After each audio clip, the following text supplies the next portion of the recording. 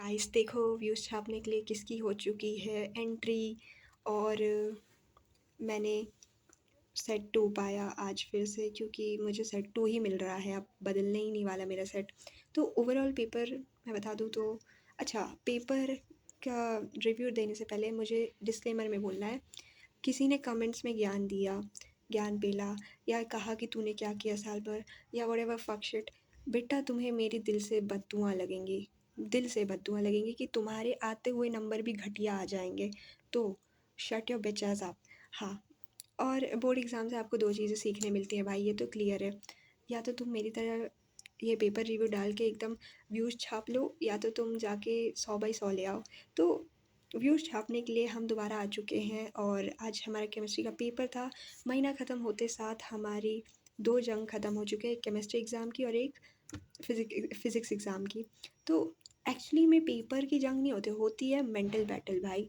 जो मेंटल ऐसे हेल्थ का ऐसे ऐसे होता है ना, पता नहीं क्या बोल रही हूँ मैं, बट छोड़ो, चलो पेपर जानो भाई। मेरा पेपर इजी था, जेन्युइन मेरे लिए तो इजी था भाई। जो पढ़ा वही सब आया। मेरे को पता लगा कि मैं ना ऑर्गेनिक भूल जाऊँगी, बट मुझे ऑर्गेनिक याद थी। मुझे फिजिकल केमिस्ट्री के फॉर्मूलाज भूल रहे थे भाई।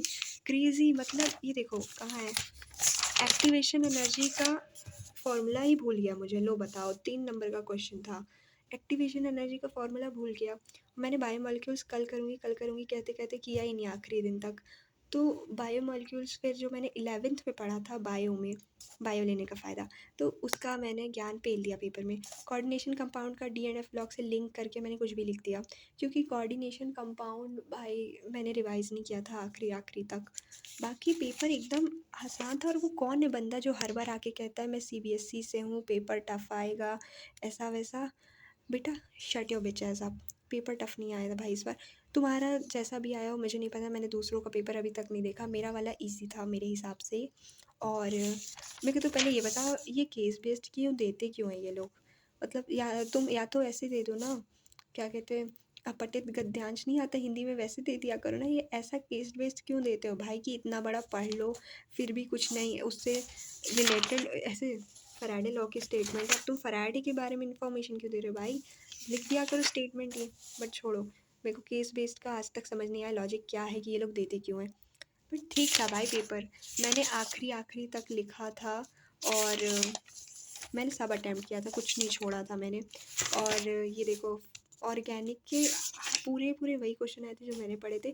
कन्वर्जन अगर मैंने कर लिए होते तो काश मुझसे कन्वर्जन बन जाते, बट मैंने पेपर को मॉक टेस्ट की तरह, ये देखो ये वाले कन्वर्जन ये शायद पीवाईक्यूज़ के ही हैं भाई। तो मेरे को दुख हुआ भाई, पता है। ओवरऑल पेपर वॉज ईजी, ये देखो। और मुझे दुख इस बात का हुआ है, पता है, अब मेरे को गिल्ट फील हो रहा है कि मैं अगर गैप डेज़ को वैकेशन ना समझती ना, तो मेरे इस बार आ जाते भाई। इस पेपर में 70/70 मेरे आ जाते, अगर मैंने एकदम अच्छे से मेहनत की होती, या पीवाईक्यूज़ ही कर लिए होते 3-4 दिन।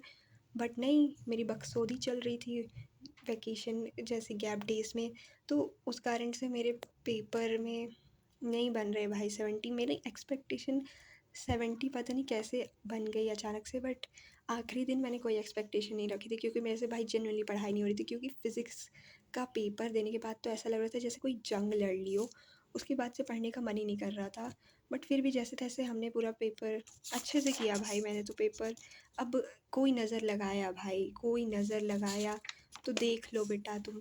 नज़र लगा देते हो ना भाई, कई लोग पता चला नज़र लगा दिए तो मेरे बनते हुए मार्क्स भी घटिया से आ गए। ऐसा मत करना प्लीज़, हम्बल रिक्वेस्ट है।